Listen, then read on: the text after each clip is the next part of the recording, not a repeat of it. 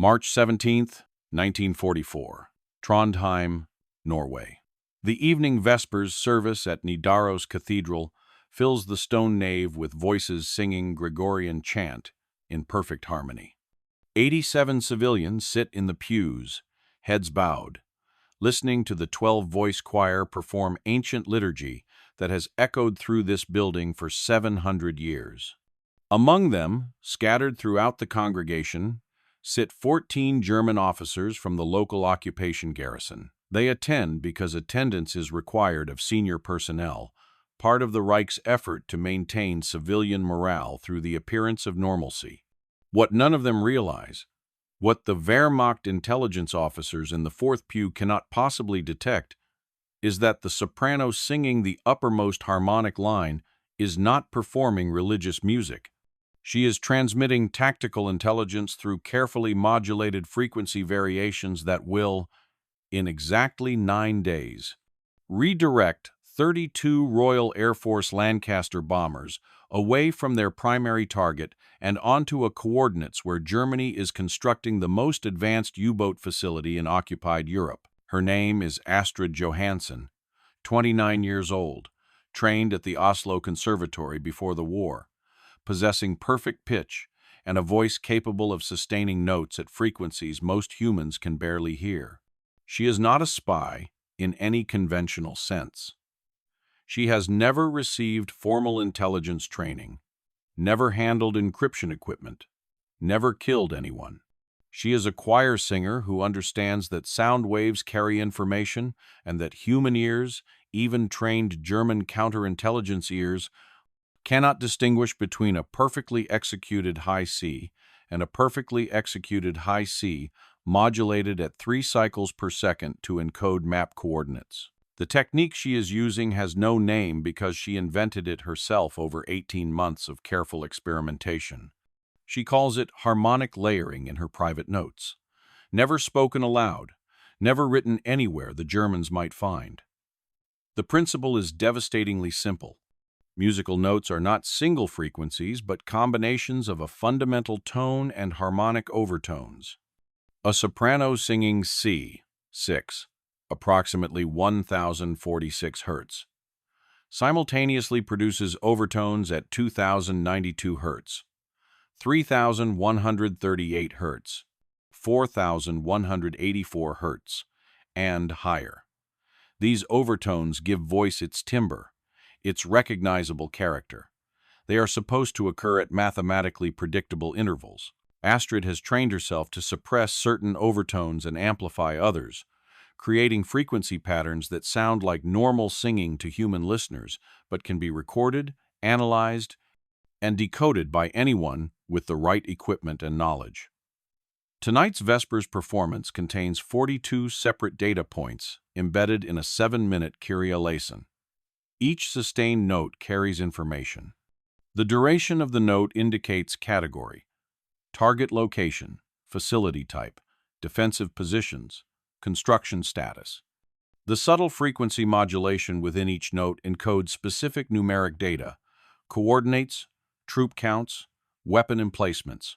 The Germans hear beautiful, sacred music. British intelligence, if they are listening with radio equipment sensitive enough to capture the cathedral's evening broadcast transmitted weekly on Norwegian state radio, still operating under German supervision, will hear something else entirely. They will hear the precise location of U-boat construction facility designated Dora III, a massive underground dock being carved into the granite cliffs 15 kilometers north of Trondheim, designed to build and service the new Type 21 U-boats, the Electro-boot, submarines fast enough to outrun Allied destroyers, quiet enough to evade sonar detection, capable of changing the entire Battle of the Atlantic. Astrid holds the final note of the Kyrie for 8 seconds, modulating her frequency by exactly 2.7 Hz, encoding the final coordinate digit. The note ends. The congregation murmurs appreciation. The German officers check their watches, calculating how soon they can politely leave. The choir director, an elderly man named Lars Eriksson who knows nothing of Astrid's activities, nods approval at the performance. In 9 days, If everything works as planned, 32 bombers will turn away from their assigned target, a decoy facility the Germans expect them to strike, and instead obliterate Dora III, setting German submarine construction back by 6 months and saving an estimated 400 Allied merchant vessels from destruction. If anything goes wrong, if German signals intelligence detects the embedded transmissions, if counterintelligence triangulates the source, if someone realizes that the soprano's voice contains mathematical patterns too precise to be accidental, Astrid will be arrested, interrogated by Gestapo specialists trained to extract information through methods that leave no permanent marks, and eventually executed in the basement of the occupation headquarters 3 blocks from this cathedral. She finishes the service, removes her choir robe, and walks home through streets covered in late winter snow. Her hands do not shake. Her expression reveals nothing. She has done this 11 times over the past year, encoding intelligence into musical performances, transmitting coordinates and tactical data through sound waves disguised as art. Tonight is different only in scope. Tonight's target is the largest, most critical, most heavily defended installation she has ever reported. The mathematics are elegant. One woman with perfect pitch, multiplied by weekly radio broadcasts, multiplied by British intelligence analysis, equals strategic bombing accuracy that conventional reconnaissance cannot achieve. The question is not whether the technique works. The question is whether she can continue doing this for 9 more days without the Germans realizing that their favorite cathedral soprano is the most effective intelligence asset in Norway. Understanding Astrid's technique requires understanding both music theory and radio frequency analysis, 2 disciplines that rarely intersect outside of acoustic engineering laboratories.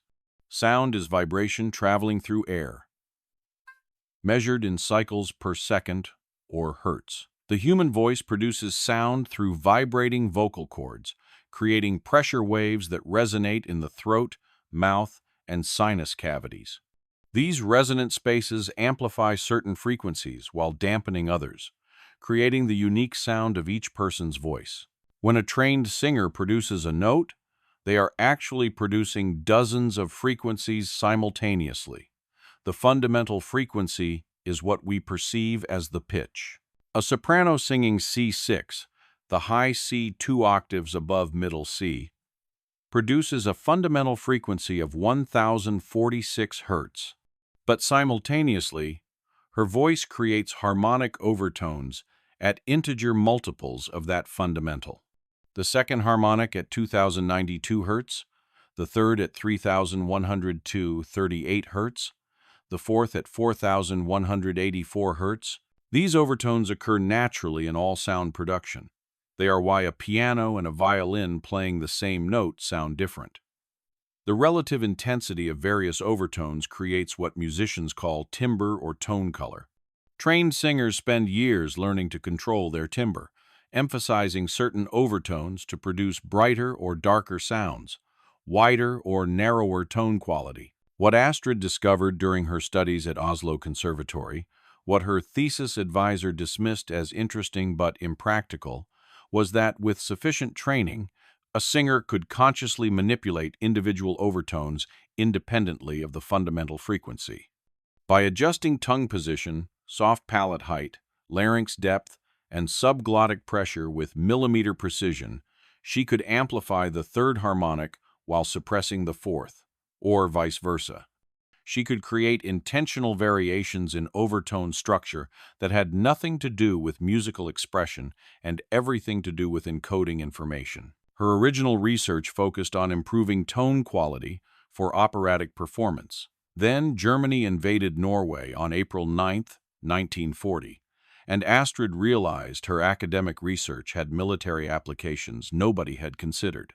The occupation of Trondheim was swift and efficient. German forces captured the port on April 10th, secured the city by April 12th, and immediately began transforming Norway's third largest city into a strategic naval base.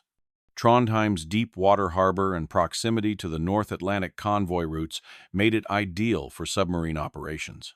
By June 1940, 30 U-boats were operating from Trondheim. By 1941, that number had doubled. Astrid spent the first 2 years of occupation doing nothing. She sang in the cathedral choir, taught music to children, kept her head down, and survived. Her father, a professor of linguistics at the Norwegian Institute of Technology, was arrested in October 1941 for possessing banned literature. He died in Grini detention camp 4 months later. Official cause: pneumonia. Actual cause: systematic starvation and beatings.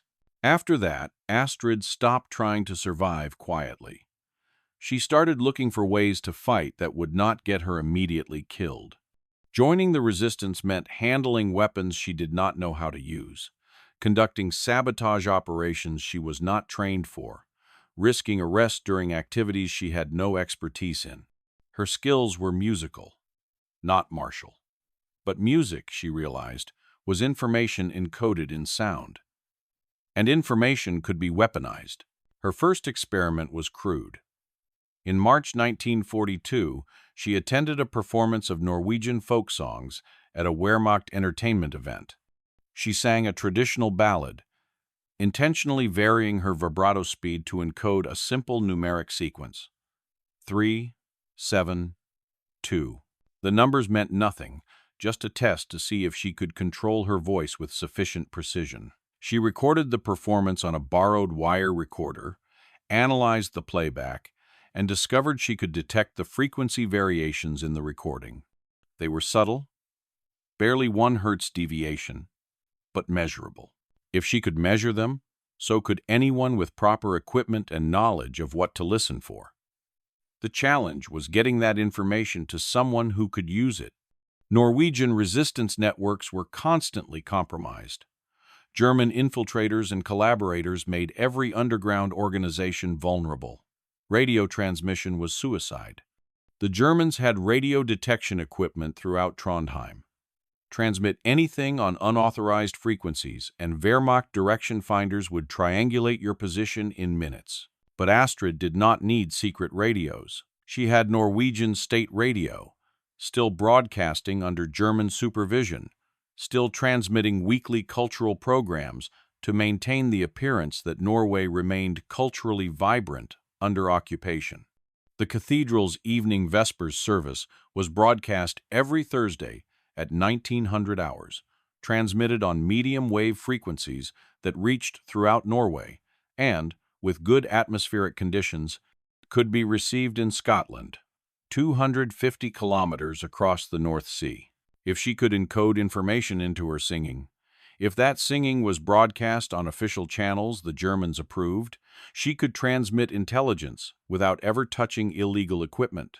The Germans would never suspect the soprano they approved for broadcast was simultaneously transmitting coordinates of military installations hidden in harmonic overtones they could not consciously hear. Her second challenge was establishing contact with British intelligence, letting them know what to listen for. This required old-fashioned tradecraft. In August 1942, Astrid traveled to Bergen for a music festival, cover provided by her cathedral position. In Bergen, she made contact with a Swedish merchant sailor known to be sympathetic to Allied cause. She gave him a letter, sealed, addressed to no one, containing detailed technical explanation of her encoding technique, sample frequency analysis charts, and a schedule of Norwegian state radio broadcasts. She asked him to deliver it to Swedish authorities who might pass it to British contacts. She never knew if the letter arrived. She received no confirmation, no coded acknowledgement, no sign that anyone was listening.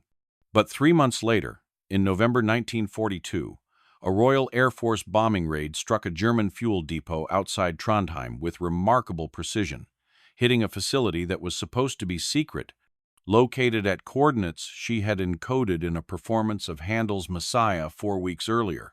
That could have been coincidence. Probably was coincidence.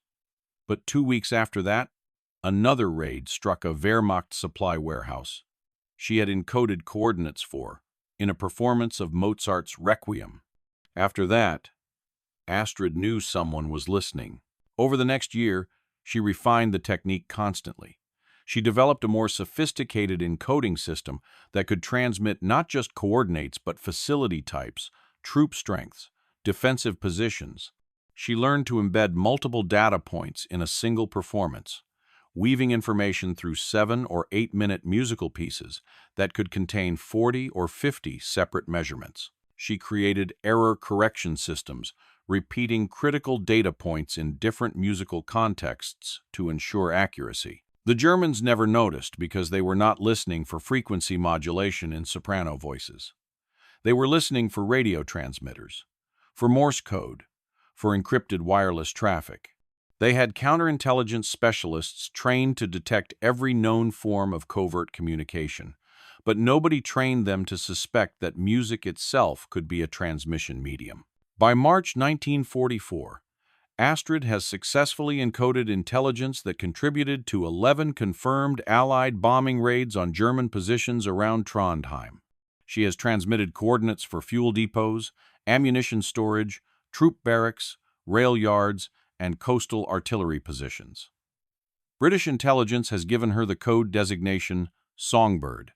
They have no idea who she is, where she operates from, or how she accesses the information she transmits. They only know that once per week, Norwegian state radio broadcasts contain embedded data of extraordinary accuracy. What Astrid does not know, what British intelligence has not revealed through any channel, is that they are planning something much larger, Operation Tungsten, a coordinated air and naval assault designed to cripple German submarine operations throughout Norway. The operation requires precise intelligence on submarine facilities, particularly new construction that would allow Germany to deploy Type 21 U-boats in operational numbers.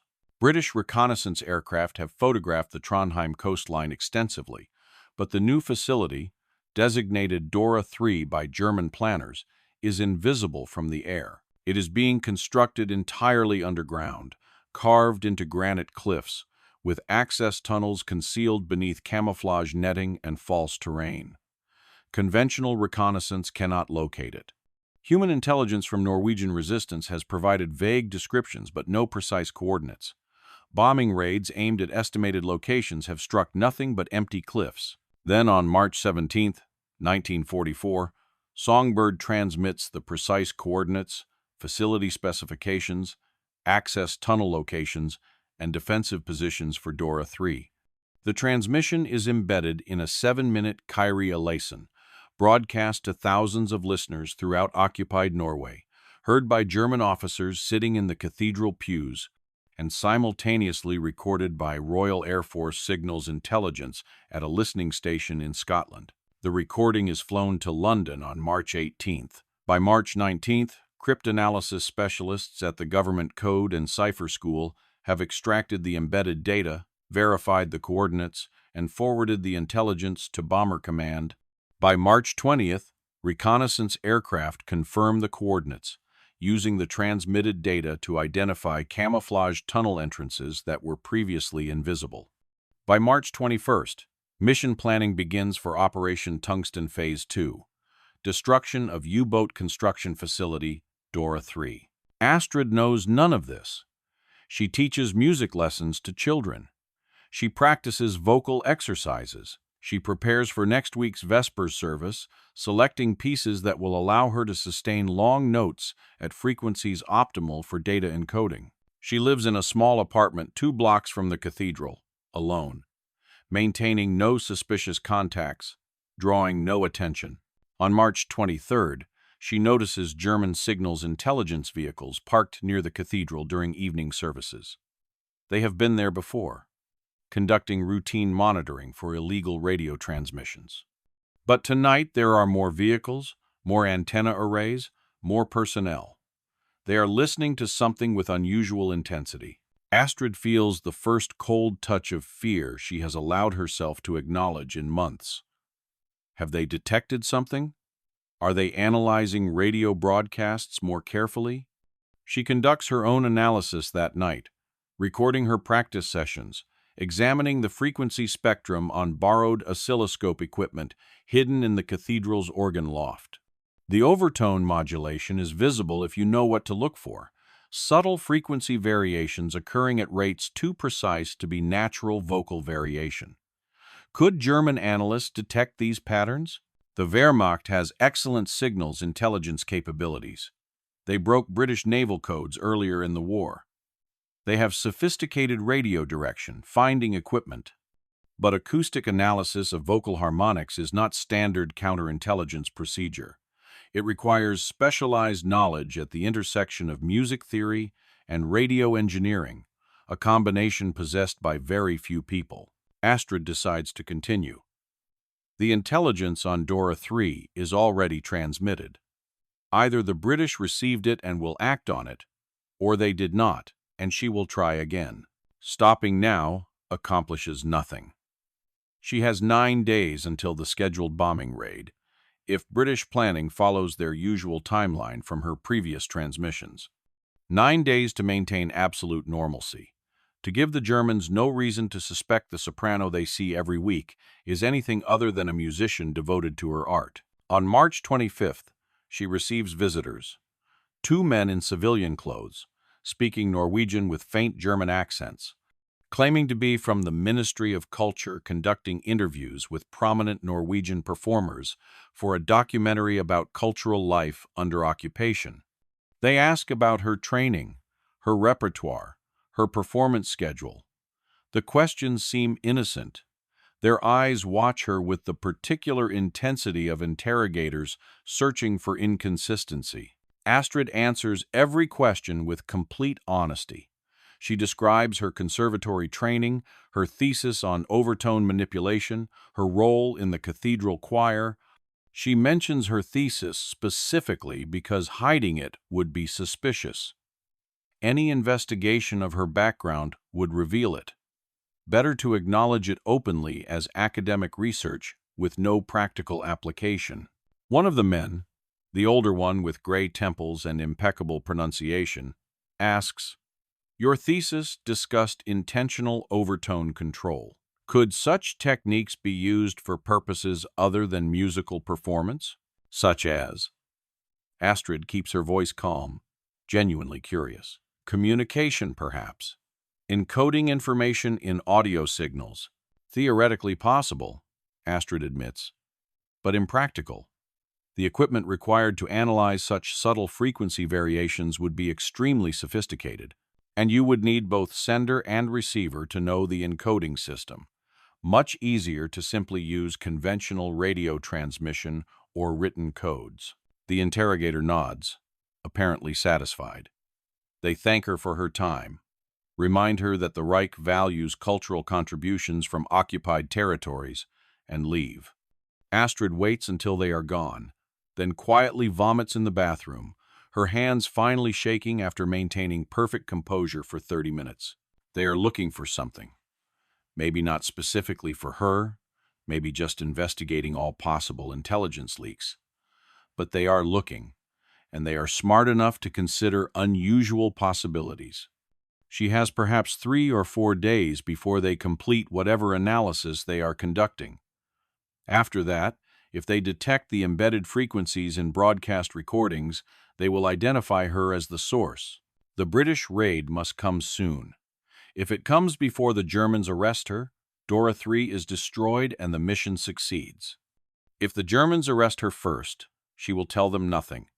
Endure what she must endure, and die knowing she tried. There is no third option. March 26th arrives. Astrid wakes at dawn, teaches her scheduled music lessons, practices in the cathedral, maintains her routine with mechanical precision. The German signals vehicles are still parked outside during evening services.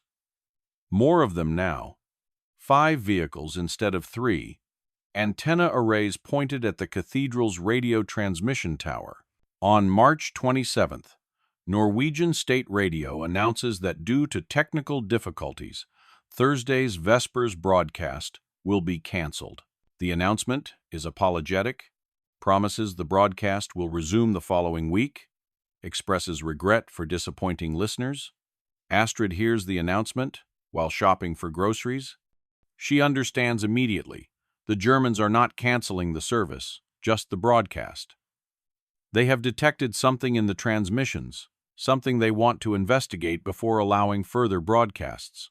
She has perhaps 24 hours before they identify what they detected and trace it to her.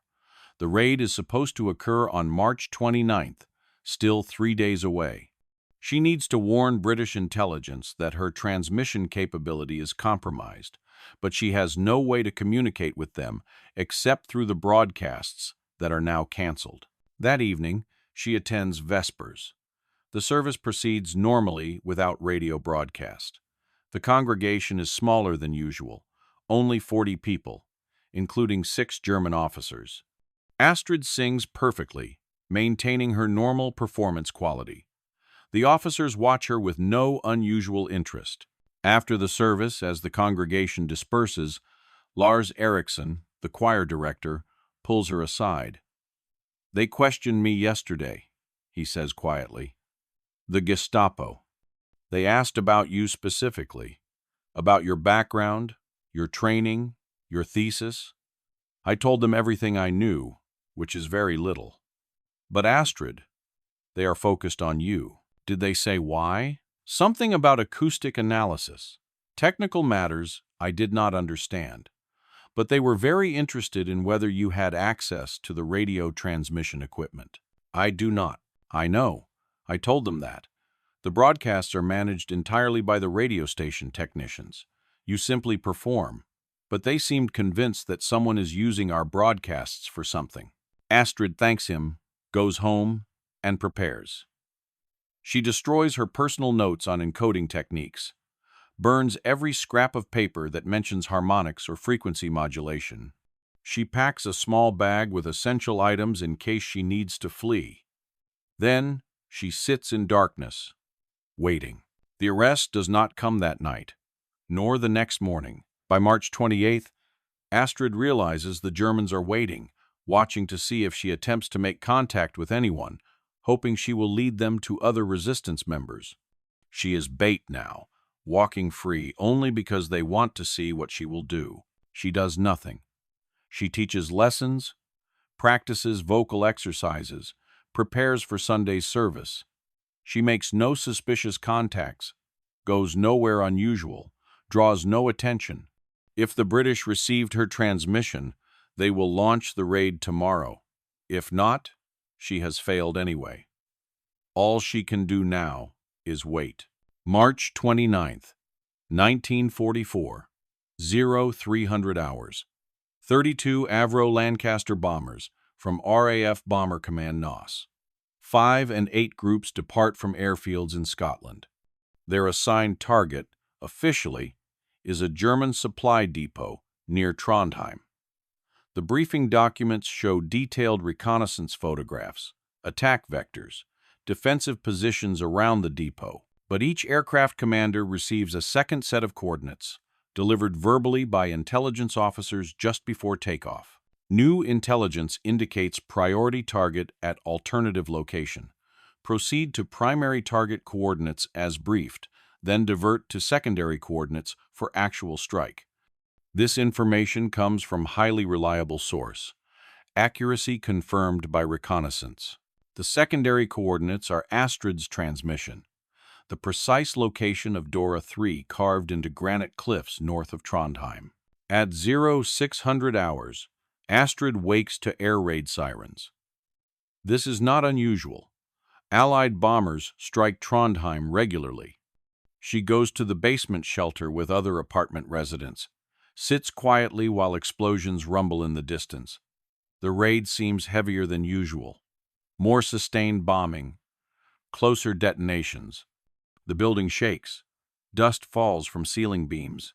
After 2 hours, the all-clear sounds. Astrid emerges to find Trondheim largely intact. The bombing focused north of the city, in the coastal areas where few civilians live. By afternoon, rumors spread throughout the city. Something massive was hit. Some installation nobody knew existed. Smoke is visible from the northern cliffs. German emergency vehicles stream toward the area. Ambulances return carrying wounded. By evening, the truth circulates in whispers. An underground U-boat facility, major construction project, completely destroyed. The tunnels collapsed. The docks flooded. Dozens of workers killed. Type 21 submarines still under construction, buried under thousands of tons of granite. The Germans seal the area, establish checkpoints, arrest anyone who approaches.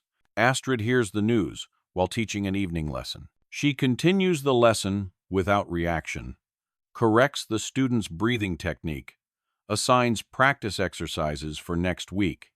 Inside, she feels something that is neither relief nor celebration, just quiet satisfaction that the mathematics worked. One voice, multiplied by radio transmission, multiplied by British bombing accuracy, equals strategic impact. She expects arrest that evening. The Gestapo must know someone provided those coordinates. But the arrest does not come. Days pass. Then, weeks.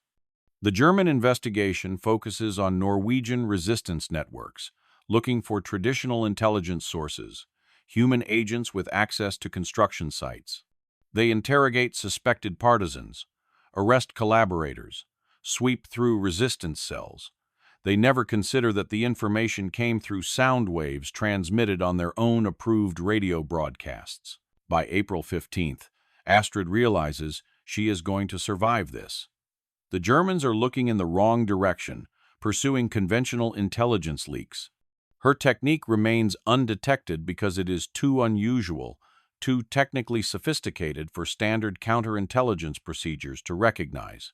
Norwegian state radio resumes broadcasting Vespers on April 20th. Astrid sings. British intelligence listens. Over the next 8 weeks, she transmits coordinates for 4 more targets. 3 are struck successfully. 1 raid is cancelled due to weather. On June 6, 1944, Allied forces invade Normandy. German military resources shift desperately toward France. The occupation of Norway becomes a secondary concern. Intelligence operations scale back. The Gestapo officers who questioned Astrid are reassigned. The signal's intelligence vehicles disappear from outside the cathedral. By August 1944, Astrid's transmissions have contributed to 17 confirmed bombing raids, destroying German installations throughout Norway.